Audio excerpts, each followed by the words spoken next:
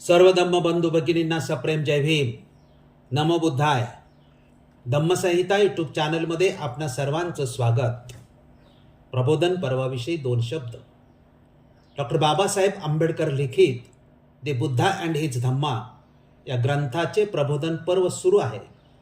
Doctor Ambedkar पुनरुज्जीवित धम्माच्या विकासासाठी धम्मसंहिता या शीर्षका अंतर्गत बौद्ध आचारसंहिता निर्माण करण्यासाठी आम्ही गेली 40 वर्ष निरंतर कार्यरत आहोत.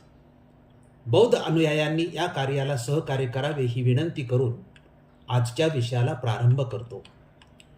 आजच्या 13व्या भागाचा विषय आहे असित मुनीचे आगमन. या विषयाचे स्पष्टीकरण असे: द बुद्धा अँड हिज धम्मा या ग्रंथाच्या पहिल्या खंडाच्या पहिल्या भागातील असित मुनीचे आगमन या शीर्षका अंतर्गत 4थे प्रकरण आहे. असित मुनीचे आगमन या शीर्षका अंतर्गत बाबासाहेबांनी एकूण 26 आकड्यात माहिती दिली आहे. तिचा आपण अभ्यास करणार आहोत. आपल्या अभ्यासाची मर्यादा: द बुद्धा अँड हिज धम्मा या ग्रंथात बाबासाहेबांनी असित मुनीचे आगमन या शीर्षका अंतर्गतची माहिती दिली आहे. फक्त त्याचीच चर्चा करणार आहोत. ही चर्चेची मर्यादा आहे, याची सर्वांनी नोंद घ्यावी. धम्मबंधू भगिनींना विनंती आहे की आपण आपल्या पवित्र धम्मग्रंथातील माहितीचे स्पष्टीकरण ऐकत व पाहत आहात, तेव्हा हे स्पष्टीकरण शांतपणे लक्ष देऊन काळजीपूर्वक ऐकावे व पाहावे. काही अडचण आल्यास पुन्हा पुन्हा ऐकावे. मी जमेल तेवढा सोपा, सुटसुटीत व साध्या भाषेत सांगण्याचा प्रयत्न करणार आहेच. असित मुनीच्या गोष्टीचे बौद्ध साहित्यातील संदर्भ या मुद्द्याचे स्पष्टीकरण आता करूया. असित मुनीचे आगमन या प्रकरणाची माहिती घेण्यापूर्वी या प्रकरणाचे संदर्भ प्रथम पाहिले पाहिजेत. म्हणजेच या प्रकरणातील माहिती बाबासाहेबांनी बौद्ध साहित्यातील नेमक्या कोणत्या ग्रंथातून घेतली आहे ते सर्व संदर्भ प्रथम पाहिले पाहिजेत. त्यामुळे असित मुनीच्या आगमनाची माहिती समजावून घेण्यास सोपे होईल. महाराष्ट्र शासन ग्रंथ प्रकाशन समितीचे तत्कालीन सचिव वसंत मुनद्वारा खंड 11च्या पुरवणी पुस्तिकेत संदर्भाचा एक तक्ता दिला आहे. त्यामध्ये असित मुनीच्या बाबत 26 आकड्यात माहिती दिली आहे. यातील प्रत्येक आकड्यासमोरची माहिती बाबासाहेबांनी कुठून घेतली आहे त्याचा संदर्भ व स्पष्टीकरण सुद्धा दिलेले आहे. म्हणून 11व्या खंडाच्या या पुरवणी पुस्तिकेनुसार ललित विस्तार, बुद्धचरितम, जातक निदान अट्टकथा या बौद्ध साहित्यातील ग्रंथातून संदर्भ घेऊन डॉक्टर बाबासाहेब आंबेडकरांनी असित मुनीचे आगमन या प्रकरणातील माहिती दिली आहे. अश्वघोषाच्या बुद्धचरितातील सर्ग 1 मधील श्लोक नंबर 49, 52, 53, 59, 60, 63, 68, 75, 77, 82 असे 10 श्लोक घेतले आहेत. अशा प्रकारे डॉक्टर बाबासाहेब आंबेडकरांनी असित मुनीची गोष्ट वरील सर्व संदर्भाच्या आधारे बुद्ध आणि त्यांचा धम्म या ग्रंथामध्ये सांगितलेली आहे. आता आपण डॉक्टर बाबासाहेब आंबेडकरांनी असित मुनीचे आगमन या शीर्षका अंतर्गत जी माहिती दिलेली आहे ग्रंथात ती पाहूया. डॉक्टर बाबासाहेब आंबेडकरांनी द बुद्धा अँड हिज धम्मा या पवित्र ग्रंथात एकूण 26 आकड्यात असित मुनीची माहिती दिली आहे. ती पाहूया. 1.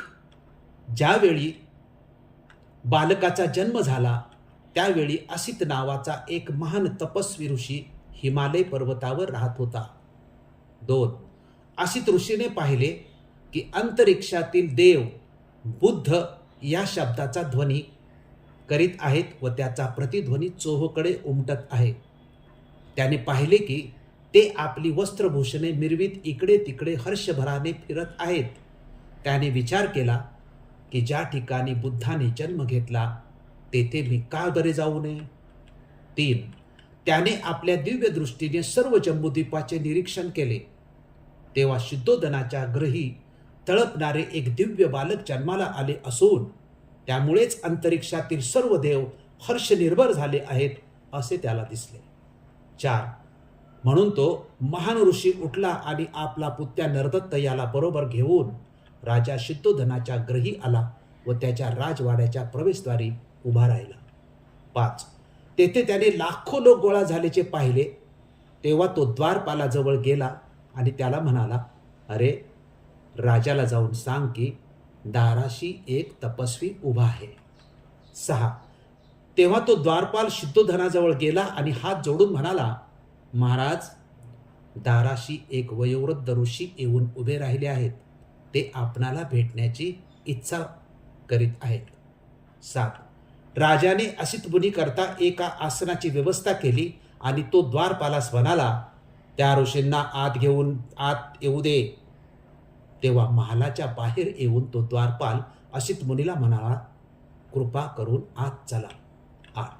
असित मुनी शुद्धोधन राजाजवळ गेला व त्याच्या पुढे उभा राहून म्हणाला, विजय असो राजा, तुझा विजय असो. तू आयुष्यमान हो आणि आपले राज्य सद्धर्माने चालव. 9. तेव्हा शुद्धोधनाने असित मुनीला साष्टांग नमस्कार घातला आणि त्याला बसण्याकरता आसन दिले. असित मुनी सुखपूर्वक स्थानापन्न झाल्यानंतर शुद्धोधन म्हणाला, हे तपस्वी, यापूर्वी आपले दर्शन झाल्याचे आठवत नाही. आपल्या आगमनाचा काय हेतू असावा बरे? आपण इथे येण्याचे काय कारण? 10. असित ऋषी शुद्धोधनाला म्हणाला, राजा, तुला पुत्र प्राप्ती झाली आहे. तुझ्या पुत्राला पाहण्याच्या इच्छेने मी इथे आलो आहे. 11. शुद्धोधन म्हणाला, मुनिवर, बालक आता झोपला आहे. थोडा वेळ आपण थांबण्याची कृपा कराल का? ऋषी म्हणाला, राजा, असले थोर महात्मे जास्त वेळ झोपत नाहीत. हे थोर महात्मे स्वभावताच जागृत असतात. 12. इतक्यात त्या महान ऋषीवर अनुकंपा दाखवून त्या बालकाने आपण जागे झाल्याची हालचाल केली. 13. बालक जागे झालेले पाहताच शुद्धोधनाने आपल्या दोन्ही हातांनी त्याला उचलून घेऊन ऋषीच्या समोर आणले. 14. असित ऋषीने त्या बालकाला निरखून पाहिले. तेव्हा ते महापुरुषांच्या 32 लक्षणांनी व 80 शुभचिन्हांनी युक्त असलेले त्यात दिसले. त्याने पाहिले की त्याचा देह शुक्र व ब्रह्मा यांच्यापेक्षाही अधिक तेजस्वी आहे व त्याचे तेजोमंडल त्याच्यापेक्षा शतसहस्त्रपटीने अधिक दैदिप्यमान आहे. असित ऋषीच्या मुखातून त्वरित उद्गार निघाले, निसंदेह या पृथ्वी तलावर हा अलौकिक पुरुष अवतरला आहे. असे म्हणून असित मुनी आपल्या आसनावरून उठले व आपले दोन्ही हात जोडून त्या बालकाला साष्टांग नमस्कार घातला. त्यांनी बालकाभोवती प्रदक्षिणा घातली आणि त्याला आपल्या हातात घेऊन ध्यानमग्न स्थितीत ते उभे राहिले. 15. असित ऋषीला पूर्वीची सुपरिचित भविष्यवाणी माहीत होती. गौतमाप्रमाणे महापुरुषाच्या 32 लक्षणांनी युक्त असलेल्यांच्या पुढे 2च मार्ग असतात, तिसरा नाही. जर तो संसारी जीवनात राहिला तर चक्रवर्ती सम्राट होईल, पण जर ग्रहत्याग करून त्याने संन्यास घेतला तर तो सम्यक संबुद्ध असा बुद्ध होईल. 16. असित ऋषीला खात्री होती की हे बालक गृहस्थी जीवनात राहणार नाही. 17. त्या बालकाकडे पाहून अश्रू ढाळीत दीर्घ निश्वास टाकून तो ऋषी रडू लागला. असित मुनी अश्रू ढाळीत व दीर्घ निश्वास टाकीत आहेत हे शुद्धोधनाने पाहिले. असित मुनी रडत असलेला पाहून शुद्धोधनाच्या अंगावर मात्र रोमांच उभे राहिले आणि त्याने व्याकुळतेने असित मुनीला विचारले, हे मुनिवर, अशा रीतीने का रडत आहात? अश्रू का ढाळत आहात? दीर्घ निश्वास का टाकीत आहात? माझ्या बालकाचे भविष्य निर्विघ्न आहे ना? 20. हे ऐकून ऋषी म्हणाला, राजा, मी बालकासाठी रडत नाही. त्याचे भविष्य अगदी निर्विघ्न आहे. मी रडतो आहे तो माझ्यासाठी. का बरं? शुद्धोधनाने विचारले. ऋषी उत्तरला, मी वयोवृद्ध झालो आहे. माझं आयुष्य आता संपत आलं आहे. निश्चितपणे हे बालक बुद्ध होणार असून ते परमोच्च व सम्यक संबोधी प्राप्त करून घेईल. तदनंतर आजवर या पृथ्वी तलावर जे कोणी करू शकले नाही ते धर्मचक्र प्रवर्तन हे बालक करील. जगताच्या सुख समृद्धीसाठी तो आपल्या महान तत्वांचा उपदेश करील. 22. ज्या धार्मिक जीवनाची तो घोषणा करील ते जीवन आरंभी कल्याणकारक, मध्य कल्याणकारक आणि अंती कल्याणकारक असंच असेल. ते शब्द व शब्दांचा भावार्थ यांनी परिपूर्ण व शुद्ध आणि पवित्र असेच असेल. 23. ज्याप्रमाणे एखादे उंबराचे फूल क्वचितच वेळी व स्थळी या जगात उमललेले दिसते, त्याचप्रमाणे असंख्य पर्वकालानंतर या जगात एखाद्याच वेळी व स्थळी पूजनीय बुद्ध उदयास येतात. त्याचप्रमाणे राजा हा मुलगा सुद्धा निसंशय परमज्ञान प्राप्त करून संबोधी प्राप्त करून घेईल आणि असंख्य जीवांना दुःख सागरातून तरुण नेऊन परम सुखाची स्थिती प्राप्त करून देईल. 24. परंतु मी त्या बुद्धाला पाहू शकणार नाही म्हणून मी रडतो आहे आणि या दुःखामुळेच हा असा दीर्घ निश्वास टाकीत आहे, कारण मला या बुद्धाची पूजा करावयास मिळणार नाही. 25. तदनंतर राजाने त्या थोर असित ऋषीला व त्याच्या पुतण्या नरदत्त याला गतायोग्य भोजन देऊन संतुष्ट केले. त्यांना वस्त्रदान देऊन त्यांच्या भोवती प्रदक्षिणा घालून वंदन केले. तेव्हा असित मुनी त्याचा पुतण्या नरदत्त याला म्हणाला, नरदत्ता, जेव्हा हे बालक बुद्ध झाल्याचे तू ऐकशील तेव्हा त्याच्याकडे जाऊन त्यांच्या ज्ञान मार्गाचा अनुग्रह कर. ते तुला सुख शांतीचे व कल्याणप्रद ठरेल. असे म्हणून असित मुनीने राजाची अनुज्ञा घेऊन तो आपल्या आश्रमाकडे निघून गेला. डॉक्टर बाबासाहेब आंबेडकरांनी ही जी गोष्ट सांगितलेली आहे त्या गोष्टीतील माहितीचे आपण थोडक्यात विश्लेषण करूया. पहिला मुद्दा आहे की बुद्ध आणि त्यांचा धम्म या ग्रंथातील असित मुनीच्या आगमनाची गोष्ट कोठून घेतली याचे 2 संदर्भ दिलेले आहेत. एक संदर्भ त्रिपिटकाच्या सुत्त निपातातील नालक सुत्ताचा आहे व दुसरा संदर्भ ललित विस्तार ग्रंथातील आहे. डॉक्टर भदंत आनंद कौसल्यायन यांनी म्हटले आहे की असित मुनीची गोष्ट सुत्त निपातातून घेतली आहे, तर वसंत मून लिहितात की सुत्त निपात आणि ललित विस्तार यांची पडताळणी केल्यास आढळते की असित मुनीची गोष्ट ही ललित विस्तार या ग्रंथातून बाबासाहेबांनी घेतली आहे.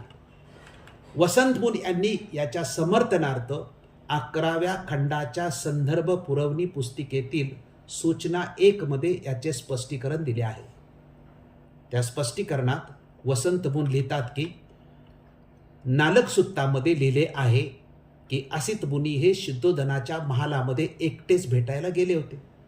भेटून आल्यानंतर त्यांनी त्यांचा पुतण्या नालक याला सर्व माहिती दिली, परंतु ललित विस्तार ग्रंथात असित मुनी शुद्धोधनाला भेटायला त्याचा पुतण्या नरदत्त याला बरोबर घेऊन गेले होते. तसेच नालक सुत्त आणि ललित विस्तार यामध्ये इतरही काही भेद सुद्धा आहेत. आता डॉक्टर बाबासाहेब आंबेडकरांनी बुद्ध आणि त्यांचा धम्म या ग्रंथात नंबर 4 मध्ये लिहिले आहे की तो महान ऋषी म्हणजे असित मुनी उठला आणि आपला पुतण्या नरदत्त याला बरोबर घेऊन राजा शुद्धोधनाच्या घरी आला व त्याच्या राजवाड्याच्या प्रवेशद्वाराशी उभा राहिला.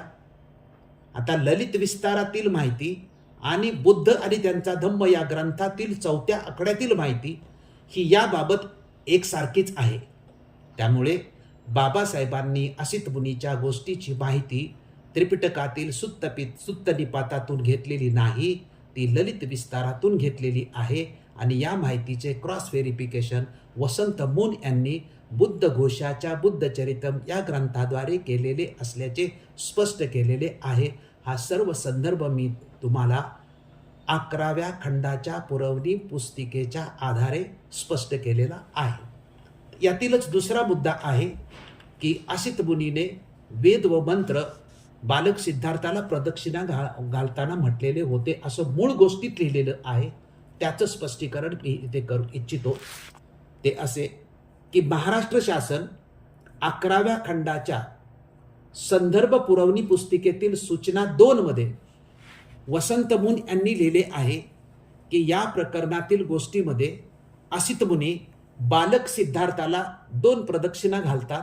तसेच प्रदक्षिणा घालताना आसिताची दिव्य शक्ती वेद आणि मंत्र म्हणतो याचा उल्लेख आहे. परंतु हा दिव्य शक्ती वेद आणि मंत्राचा जो भाग आहे, डॉक्टर बाबासाहेब आंबेडकरांनी आपल्या ग्रंथातून तो भाग वगळलेला आहे. हा संदर्भ बुद्ध आणि त्यांचा धम्म या ग्रंथात 14व्या आकड्यामध्ये किंवा 14व्या नंबरमध्ये आहे. बाबासाहेब लिहितात की असित मुनी आपल्या आसनावरून उठले व आपले दोन्ही हात जोडून त्या बालकाला साष्टांग नमस्कार घातला. त्यांनी बालकाभोवती प्रदक्षिणा घातली आणि त्याला आपल्या हातात घेऊन ध्यानमग्न स्थितीत ते उभे राहिले. बाबासाहेबांच्या या संदर्भात वेद व मंत्राचा उल्लेख नाही. तर स्पष्टीकरणाचा तिसरा मुद्दा आहे की डॉक्टर सुरेंद्र अज्ञात यांचे स्पष्टीकरण पाहूया. डॉक्टर सुरेंद्र अज्ञात त्यांच्या बुद्ध धम्म कुछ प्रश्न कुछ उत्तर या हिंदी ग्रंथामध्ये लिहितात की असित मुनीच्या गोष्टीत सुद्धा देवदेवतांच्या गोष्टी केलेल्या आहेतच. देवदेवतांच्या आपसातील चर्चा ऐकून असित मुनीला बुद्ध जन्माची माहिती मिळते. असित मुनीला कालादेवर सुद्धा म्हटलेलं आहे. देवदेवतांची ही चर्चा त्या व्यक्तीने लिहिली आहे जिला बुद्धाची महिमा दाखवण्यासाठी तसेच बुद्धांना कथित देवदेवतापेक्षाही मोठे सिद्ध करण्यासाठी या कथेची रचना केलेली आहे. परंतु या गोष्टीतून ना देवता होण्याचे सिद्ध होते, ना त्यांची कथित चर्चेला असिताद्वारे कथित पद्धतीने ऐकणे, तसेच नाही हे बुद्धाचे वचन आहे. हे स्पष्टीकरण कोण करतंय? डॉक्टर सुरेंद्र अज्ञात. डॉक्टर सुरेंद्र अज्ञात यांचं दुसरं स्पष्टीकरण पण पाहूया आपण. ते म्हणतात की ते बुद्धा अँड हिज धम्मा या ग्रंथातील बुद्ध चरित्रात ज्या अद्भुत चमत्कारिक व कल्पनारम्य गोष्टींचा समावेश आहे याबाबत बाबासाहेबांच्या अनुयायांना काही शंका आहेत. त्या शंकांचं समाधान करण्याचा प्रयत्न डॉक्टर सुरेंद्र अज्ञात यांनी त्यांच्या बुद्ध धम्म कुछ प्रश्न कुछ उत्तर या हिंदी पुस्तकात केला आहे. ते म्हणतात की असित मुनीची गोष्ट बाबासाहेबांनी यासाठी दिली आहे की वाचक हे जाणून घेऊ शकतील की परंपरागत पद्धतीने बुद्धाच्या जन्माबरोबर कसल्या कसल्या गोष्टी श्रद्धेने जोडून ठेवलेल्या आहेत. या गोष्टींना अक्षरशः सत्य मानले जाऊ शकत नाही आणि या गोष्टींना तसे मानले जाण म्हणजे बौद्ध धम्माला मान्य होय असेही होत नाही. बुद्ध धम्म तर अशा प्रकारच्या कथित घटनांनंतर 35 वर्षांनी अस्तित्वात आला होता. म्हणजेच बुद्धाला ज्ञानप्राप्ती वयाच्या 35व्या वर्षी झाली व त्यानंतर बुद्ध धम्म जन्मास आला. हे स्पष्टीकरण डॉक्टर सुरेंद्र अज्ञात यांचं आहे. पुढचा मुद्दा आहे की बालक सिद्धार्थाला असित मुनी थोर महात्मा असे संबोधितो व असे महात्मा कायम जागृत असतात. या प्रसंगाबाबत डॉक्टर बाबासाहेब आंबेडकर आपल्या ग्रंथामध्ये लिहितात की सिद्धोधन म्हणाला, मुनीवर, बालक आता झोपला आहे, थोडा वेळ आपण थांबण्याची कृपा कराल का? यावर ऋषी म्हणाला की राजा, असले थोर महात्मे जास्त वेळ झोपत नाहीत. हे थोर महात्मे स्वभावताच जागृत असतात. यावरून हे स्पष्ट होते की बालक सिद्धार्थ हा महात्माच होणार याबद्दल आसिताला खात्री होती. पुढचा मुद्दा आहे बाबासाहेबांनी 15 व 16 नंबरमध्ये लिहिले आहे की असित ऋषीला पूर्वीची सुपरिचित भविष्यवाणी माहीत होती. गौतमाप्रमाणे महापुरुषांच्या 32 लक्षणांनी युक्त असलेल्यांच्या पुढे 2च मार्ग असतात, तिसरा नाही. जर तो संसारी जीवनात राहिला तर चक्रवर्ती सम्राट होईल, पण जर ग्रह त्याग करून त्याने संन्यास घेतला तर तो सम्यक संबुद्धाचा बुद्ध होईल. असित ऋषीला खात्री होती की हे बालक गृहस्थी जीवनात राहणारच नाही. पुढचा मुद्दा, आता असित मुनीला दुःख का होते, असित मुनी का रडतात, या प्रश्नांच्या स्पष्टीकरणाद्वारे बुद्धाच्या महानतेचा संदेश दिलेला आहे. हा संदर्भ बाबासाहेब आंबेडकरांनी 21 ते 24 नंबरमध्ये पुढील प्रमाणे दिलेला आहे, तो पहा. बाबासाहेब लिहितात की शुद्धोधनाने असिताला विचारले की आपण का बरे रडत आहात? त्यावर ऋषी उत्तरला की मी वयोवृद्ध झालो आहे, माझं आयुष्य आता संपत आलं आहे. निश्चितपणे हे बालक बुद्ध होणार असून ते परमोच्च व सम्यक संबोधी प्राप्त करून घेईल. तदनंतर आजवर या पृथ्वी तलावर जे कोणी करू शकले नाही ते धर्मचक्र प्रवर्तन हे बालक करील. जगताच्या सुख समृद्धीसाठी तो आपल्या महान तत्वांचा उपदेश करील. ज्या धार्मिक जीवनाची तो घोषणा करील ते जीवन आरंभिक कल्याणकारक, मध्य कल्याणकारक आणि अंती कल्याणकारक असंच असेल. त्याच्या तत्वातील ते शब्द व शब्दांचा भावार्थ यांनी परिपूर्ण व शुद्ध आणि पवित्र असंच असेल. ज्याप्रमाणे एखादे उंबराचे फूल क्वचितच वेळी व स्थळी या जगात उमललेले दिसते, त्याचप्रमाणे असंख्य पर्वकालानंतर या जगतात एखाद्याच वेळी व स्थळी पूजनीय बुद्ध उदयास येतात. त्याचप्रमाणे राजा हा मुलगा सुद्धा निसंशय परमज्ञान प्राप्त करून संबोधी प्राप्त करून घेईल आणि असंख्य जीवांना दुःख सागरातून तरुण नेऊन परमसुखाची स्थिती प्राप्त करून देईल. परंतु मी त्या बुद्धाला पाहू शकणार नाही, म्हणून मी रडतो आहे आणि या दुःखामुळेच हा दीर्घ निश्वास टाकीत आहे, कारण मला या बुद्धाची पूजा करावयास मिळणार नाही. इथे या गोष्टीत असित मुनीला एका बाजूला आनंद होतो व दुसऱ्या बाजूला दुःखही होते. म्हणजे आनंद आणि दुःखही दोन्हीही होते. महापुरुषाचा जन्म होतो व त्याचे दर्शन होते, ही असित मुनीच्या आनंदाची गोष्ट आहे. परंतु बुद्धाला व त्याच्या धर्माला वयोवृद्ध झाल्यामुळे पाहता येणार नाही, त्याची पूजा करण्याची संधी मिळणार नाही, ही असिताच्या दुःखाची गोष्ट आहे. 25 व 26 नंबरमध्ये बाबासाहेबांनी लिहिले आहे की शुद्धोधनाने असित मुनी व नरदत्ताला भोजन व वस्त्रदान दिले. तसेच असित मुनींनी नरदत्ताला बुद्धाकडे जाण्याचा व बुद्धाच्या ज्ञान मार्गाचे अनुग्रहण करण्याचा सल्ला दिला. म्हणजे पुतण्या नरदत्त याचा उल्लेख ललित विस्तार ग्रंथात आहे, त्रिपिटकामध्ये नाही. 9वा आकडा आहे. ज्याप्रमाणे आपण जन्म या अगोदरच्या प्रकरणात महामायेचे स्वप्न, देवदेवतांचा हस्तक्षेप, 8 ब्राह्मणाद्वारे स्वप्नांचा अर्थ सांगणे, बामन व ब्राह्मण ही संकल्पना, तसेच बोधिसत्व ही संकल्पना यांचा अभ्यास व स्पष्टीकरण करून अनुमान काढले होते व त्या अनुमानात म्हटले होते की बुद्ध जन्म झाला हे वास्तव आहे, कारण त्याचे पुरातात्विक पुरावे उपलब्ध झाले आहेत. तोच प्रकार असित मुनींच्या गोष्टीमध्ये सुद्धा आहे. या गोष्टीमध्ये सुद्धा देवदेवतांचा हस्तक्षेप दाखवलेला आहे.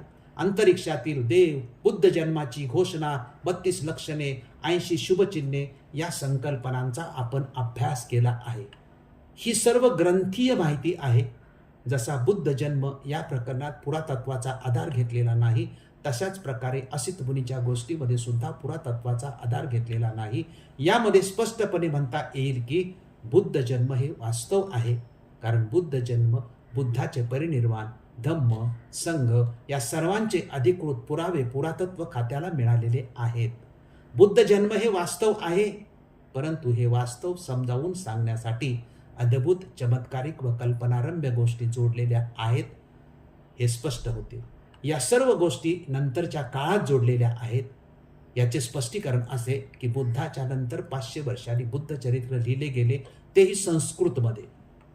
त्याला जगात प्रसिद्धी मिळाले आणि याच बुद्ध चरित्राचे अनुकरण केल्याचे आढळते. त्यामुळे ही गोष्ट स्पष्ट होते की बुद्ध जन्म झाला हे खरे, परंतु तो समजावून सांगण्यासाठी अद्भुत, चमत्कारिक व कल्पनारम्य गोष्टी जोडलेल्या आहेत व त्यानंतरच्या काळात जोडलेल्या आहेत. अशा प्रकारे आपण डॉक्टर बाबासाहेब आंबेडकरांनी दी बुद्ध आणि त्यांचा धम्म या ग्रंथात असित मुनीच्या आगमनाची गोष्ट सांगितली आहे. तिचे स्पष्टीकरण पाहिलेले आहे अथवा विश्लेषण केलेलं आहे. आता या गोष्टीचा सारांश आपण पाहू. आपण असित मुनीच्या गोष्टीचा सारांश पाहूया. असित मुनीच्या गोष्टीतून जे प्रमुख मुद्दे समोर येतात ते म्हणजे असिताला बुद्ध जन्माची माहिती अंतरिक्षातील देवांच्या हालचालीवरून मिळते. माहिती मिळताच तो नरदत्ताला घेऊन कपिलवस्तूला येतो. शुद्धोधनाबरोबर चर्चा होते. त्यानंतर बालक सिद्धार्थाची भेट होते. लक्षणे व शुभचिन्हे पाहून बालक सम्यक संबुद्ध होण्याची खात्री पटते, परंतु वयोपरत्वे असिताला पाहता येणार नसल्याचे दुःख होते. शुद्धोधन असित मुनीला भोजनदान व वस्त्रदान देतो. असिता पुतण्या नरदत्ताला बुद्धाला भेटण्याचा सल्ला देतो. या सर्व मुद्द्यांद्वारे बाबासाहेबांनी असित मुनीच्या आगमनाची माहिती या ग्रंथात दिलेली आहे, ती आपण पाहिली. याचबरोबर आपण असित मुनीच्या गोष्टीचे विश्लेषण करताना या गोष्टींचे त्रिपिटक आणि ललित विस्तारातील फरक, मूळ चरित्रात असिताने बालक सिद्धार्थाला प्रदक्षिणा घालताना वेद व मंत्र म्हटले हा भाग बाबासाहेब आंबेडकरांनी वगळला. बाबासाहेबांनी असित मुनीच्या गोष्टीत अद्भुत, चमत्कारिक व कल्पनारम्य गोष्टींचा समावेश का केला आहे याचे डॉक्टर सुरेंद्र अज्ञात यांनी दिलेले स्पष्टीकरण पाहिले. त्याचप्रमाणे असित मुनीच्या गोष्टीतील मुद्द्यांचे विश्लेषण केले. या सर्व मुद्द्यांच्या अभ्यासातून हे अनुमान काढता येते की बुद्ध जन्म खरा, परंतु तो समजावून सांगण्यासाठी मात्र अद्भुत, चमत्कारिक व कल्पनारम्य गोष्टी जोडलेल्या आहेत. आपण असित मुनीचे आगमन या प्रकरणाचे विवेचन शांतपणे, लक्षपूर्वक ऐकले, पाहिले, त्याबद्दल आपल्या सर्वांचे मनपूर्वक आभार मानतो. डॉक्टर बाबासाहेब आंबेडकरांच्या पवित्र ग्रंथातील असित मुनीचे आगमन या भागाचे विवेचन आपणास आवडले असेल, तसेच विवेचनाची पद्धत आवडली असेल, तर आपण हा व्हिडिओ जास्तीत जास्त लोकांपर्यंत पाठवून ग्रंथ प्रबोधनाच्या पर्वाला यशस्वी करण्यासाठी सहकार्य करावे ही विनंती. धन्यवाद. जय भीम, जय अशोक, जय बुद्ध, जय भारत. साधू साधू साधू.